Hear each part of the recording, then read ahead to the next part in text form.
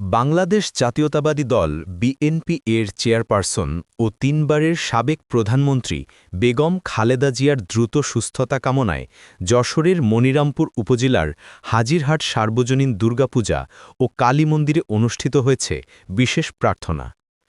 শুক্রবার বিকালে হরিদাসকাটি ইউনিয়নের হাজিরহাট পূজা মন্দির প্রাঙ্গণে মনিরামপুর পূজা উদযাপন পরিষদের ভাইস প্রেসিডেন্ট হরিচাঁদ মল্লিক এর সভাপতিত্বে প্রধান অতিথি হিসেবে উপস্থিত ছিলেন যশোর ৫ মনিরামপুর আসনে বিএনপির মনোনীত প্রার্থী ও উপজেলা বিএনপির সভাপতি আলহাজ অ্যাডভোকেট শহীদ মোহাম্মদ ইকবাল হোসেন।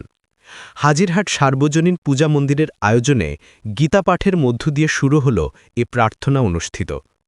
এ সময় আরও উপস্থিত ছিলেন পৌর বিএনপির সভাপতি খায়রুল ইসলাম, সাধারণ সম্পাদক আব্দুল হাই, উপজেলা বিএনপির সিনিয়র সহসভাপতি মফিজুর রহমান, পৌর বিএনপির সিনিয়র সহসভাপতি সন্তোষ সার, উপজেলা বিএনপির সহসভাপতি মকবুল ইসলাম, মনিরামপুর সদর ইউনিয়ন চেয়ারম্যান মোহাম্মদ নিস্তার ফারুক, উপজেলা বিএনপির সাংগঠনিক সম্পাদক খান শফিয়ার রহমান, পৌর বিএনপির সাংগঠনিক সম্পাদক জুলফিকার আলী ভুট্টো, উপজেলা যুবদলের যুগ্ম আহ্বায়ক আয়ুব আলী, যুবদল নেতা আব্দুর রহিম গাজীসহ মহিলা দল, যুবদল, ছাত্রদল, ইউনিয়ন বিএনপি নেতৃবৃন্দ ও এলাকার বিভিন্ন ধর্মীয় সম্প্রদায়ের নেতৃবৃন্দ, নারী পুরুষসহ স্থানীয় ভক্তদের অংশগ্রহণে প্রার্থনার পরিবেশ আরও আবেগঘন হয়ে ওঠে।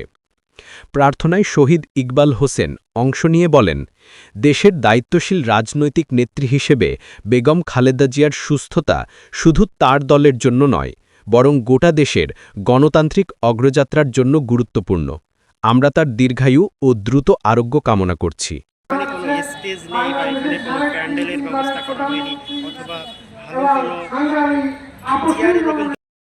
বিএনপি এই উদ্ধার করতে পারে সাহেব, তিনি এই আসনকে জোট থেকে নির্বাচন করেছিলেন এবং তার পরবর্তীতে প্রকাশ ঘটাতে এখানে এসেছেন আমরা কিন্তু সরাসরি দেখতে পাচ্ছি। এই অঞ্চলের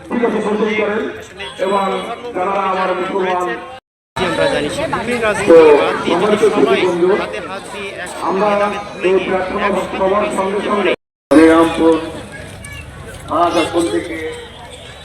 ধানের শীষের প্রার্থী জননেতা জনাব অ্যাডভোকেট নেতৃবৃন্দকে আমার অন্তরের অন্তঃস্থল থেকে জানাই অভিনন্দন।